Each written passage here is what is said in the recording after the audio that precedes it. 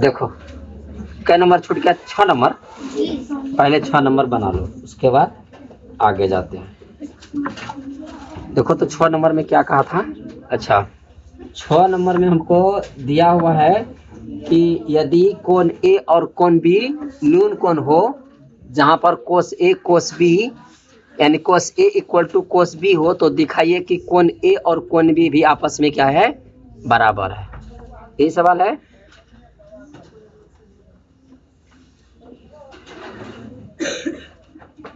एक सेकंड रुक जाओ, बस हो गया।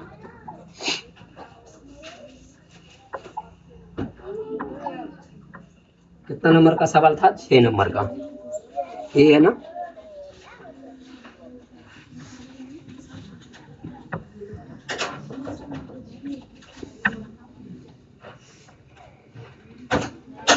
देखो यदि कोण ए और कोण बी न्यून कोण हो, तो सबसे पहले हमको क्या करना पड़ेगा, एक त्रिभुज की रचना करना पड़ेगा। और त्रिभुज हमारा ऐसा होना चाहिए जिस त्रिभुज का, इधर देखो ध्यान से, जिस त्रिभुज का कोण ए और कोण बी न्यून कोण होना चाहिए। तो देखो ये हम एक त्रिभुज का निर्माण कर लिए।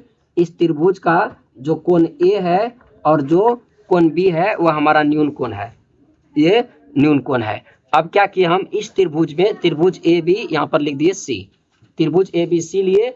इस त्रिभुज ए बी सी में कोण ए और कोण बी हमारा क्या है, न्यून कोण है। हमको यह सिद्ध करना है कि ये दोनों कोण आपस में क्या है, बराबर है।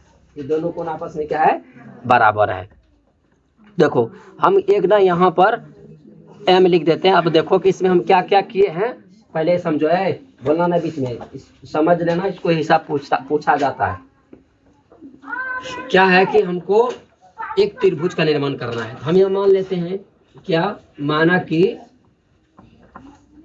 त्रिभुज ए बी सी में, हाँ सॉरी, माना कि त्रिभुज ए बी सी में कोण ए तथा कोण बी क्या है, हमारा न्यून कोण है। अरे बोलो नहीं रहे, आपस में रहे, न्यून कोण है। अब हमने क्या किया, शीर्ष सी से, कहां से, हाँ सी से हमने क्या किया, एक लंब खींचा है। क्या खींचा, एक लंब खींचा है जिसका नाम क्या है, सी एम। नाम क्या है हमारा, सी एम। ये लंब किस भुजा पर खींचा है हमने, ए बी भुजा पर। यहाँ से एक लंब खींचा, मतलब यह भी 90 डिग्री हो गया, और ये भी अब कितना डिग्री हो गया, 90 डिग्री हो गया। देखो हमको सिद्ध करना है कि कोण ए कोण बी के बराबर है। अगर हम यह दिखा देते हैं कि यह जो त्रिभुज है हमारे पास, दो त्रिभुज है। कौन कौन से दो त्रिभुज हमारे पास, एक तो है त्रिभुज ए एम सी, दूसरा हमारे पास क्या है, बी एम सी। अगर त्रिभुज ए एम सी और बी एम सी सर्वांग हो जाए, सर्वांग सम मतलब सभी अंग अगर समान हो जाए तो कोण भी समान हो जाएगा, सभी भुजाएं भी समान हो जाएगी। तो हम इस त्रिभुज को सर्वांग दिखाएंगे। क्या दिखाएंगे, सर्वांग दिखाने का प्रयास करेंगे। सर्वांग के बारे में तुम लोगों को पहले भी हम पढ़ाए थे, 8 में भी पढ़ा था, 9 में भी पढ़ा था। क्या क्या कुछ कुछ तरीका होता है उसका, जैसे कि एस एस एस का मतलब साइड साइड साइड। अगर दो त्रिभुज में से दोनों त्रिभुज के जो संगत भुजाएं होते हैं, अगर वह आपस में बराबर होता है तो उसको हम लोग क्या कहते हैं, सर्वांग कहते हैं। फिर एक तुम लोगों को पढ़ाए थे हम एंगल साइड एंगल। अगर दो कोनों के बीच वाली भुजा दूसरे त्रिभुज के संगत दो कोनों के बीच वाली भुजा के बराबर होता है तो त्रिभुज क्या हो जाता है, सर्वांग हो जाता है। और पढ़ाए थे साइड एंगल साइड। क्या पढ़ाए थे, side angle side. Side angle side में क्या पढ़ा था कि अगर दो संगत भुजाओं के बीच का कोण, दो संगत भुजाओं के बीच का, यानी कि दो भुजाओं के बीच का कोण दूसरे त्रिभुज के संगत भुजा और उसके बीच का कोण के बराबर होगा, तो भी ये त्रिभुज हमारा क्या हो जाएगा, सर्वांग हो जाएगा। क्या हो जाएगा, सर्वांग हो जाएगा। और भी 2-3 तरीके हम तुम लोगों को बताए थे। तो यहाँ पर क्या करना है, हमको उसका इस्तेमाल करना है। यहाँ पर हम उसका यूज करके ये हिसाब को बनाएंगे। देखो कैसे बनेगा। सबसे पहले हम तुमको क्या बोले कि एक त्रिभुज का रचना किए, जिस त्रिभुज का नाम क्या है, ए बी सी। और उस ए बी सी त्रिभुज के शीर्ष सी से हमने क्या किया, बी सी भुजा पर एक लंब डाला जिसका नाम क्या है हमारा, सी एम। जिसका नाम क्या है, सी एम। जाएंगे ना, भी लग जाएगा तुमको। CM, ये क्या हो गया हमारा लंब का नाम क्या है? CM, जो किस भुजा पर हमने डाला है? BC भुजा पर डाला है। अब हमारे पास दो समकोण त्रिभुज है, तो इस दो समकोण त्रिभुज में से हम सबसे पहले ले लेते हैं कि AMC में, त्रिभुज AMC में, कौन से त्रिभुज में? त्रिभुज AMC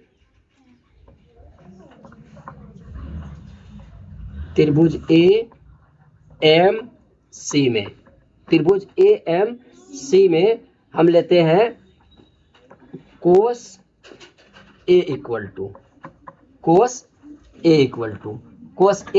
कोस का मान क्या होता है? B/H। तो हमारा ये B है, ये हमारा H है, ये हमारा P है। इस त्रिभुज के लिए ये ठो H होगा और ये वाला भुजा हमारा क्या हो जाएगा? B हो जाएगा। तो B/H हमको लिखना है। तो B हमारा कौन है? B हमारा है AM। कौन है? AM। और H हमारा कौन है? तो AC। इसको समीकरण नंबर 1 मान लिए। इसको क्या किया? समीकरण नंबर 1 मान लिए। पुनः त्रिभुज BMC में,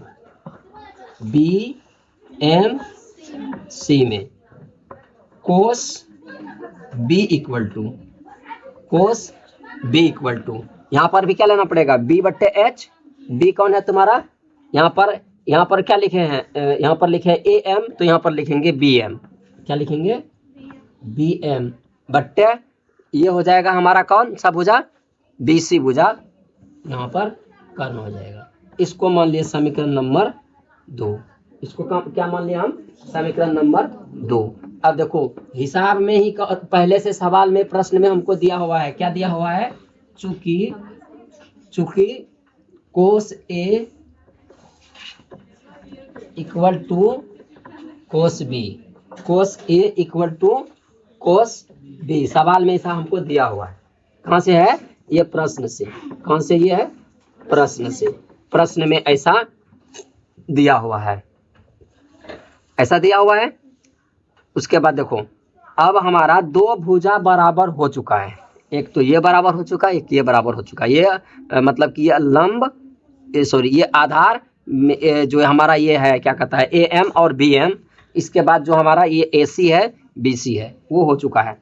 अब एक भुजा अगर हमको और मिल जाए जो यह बता दे कि ये भुजा आपस में बराबर है, तो हमारा त्रिभुज सर्वंक्षम हो जाएगा। तो देखो, तो दोनों ही त्रिभुज के लिए जो हमारा CM भुजा है, CM जो है, इधर देख, जो हमारा CM है वह क्या है? वह ना त्रिभुज AMC तथा त्रिभुज BMC, त्रिभुज AMC और त्रिभुज BMC का उभयनिष्ठ भुजा है। क्या है? उभयनिष्ठ भुजा है, उभयनिष्ठ भुजा है। उभयनिष्ठ भुजा है।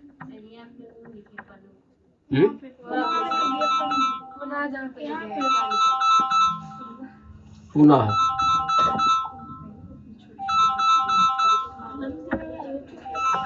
अच्छा, कोई दिक्कत नहीं है, इससे कंटेंट सही रहना चाहिए हमारा। क्या था यहाँ पर लिखे हम? पुनः, ये लिखे थे क्या? यहाँ पुनः, ठीक है। हाँ, उसको ठीक कर रहे हैं।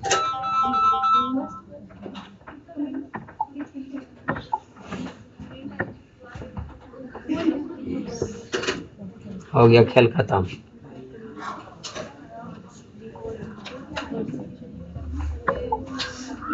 अब ये नहीं डाला जाएगा और ये नहीं डाला जाएगा, ये गड़बड़ हो गया।